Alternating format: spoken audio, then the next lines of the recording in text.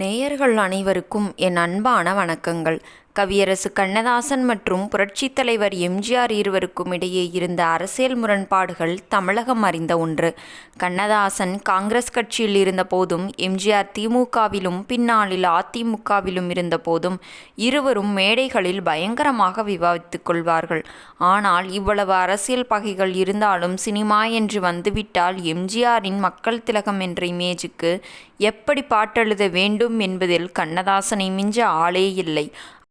அப்படி எம்ஜிஆர் அவர்கள் தன் அரசியல் வாழ்க்கையில் ஏறுமுகமாக இருந்த ஒரு காலகட்டத்தில் அவருக்காக கண்ணதாசன் தன் அரசியல் கொள்கையையும் தாண்டி எழுதிய ஒரு மாபெரும் தத்துவ பாடலின் பின்னணியில் இருக்கும் உண்மை வரலாற்றைத்தான் நாம் இன்று பார்க்க போகிறோம்.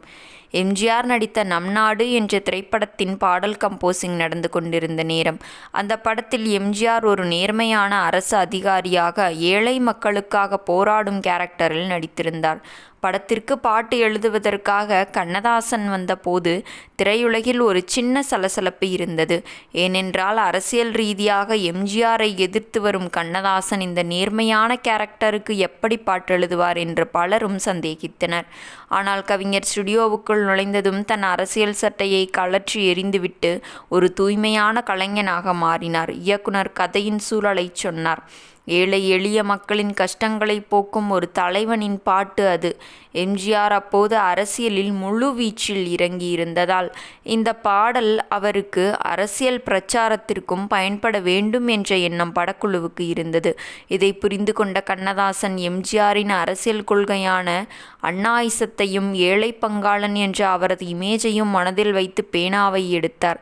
அப்படி அவர் எழுதிய பாடல்தான் நல்ல பேரை வாங்க வேண்டும் பிள்ளைகளே, நாடு போற்ற வாழ வேண்டும் பிள்ளைகளே என்ற காலத்தால் அழியாத ஒரு பாடல். பாடலின் நடுவே கண்ணதாசன் எழுதிய வரிகள் எம்ஜிஆரின் நிஜ வாழ்க்கைக்கான பிரச்சார வரிகளாக மாறின.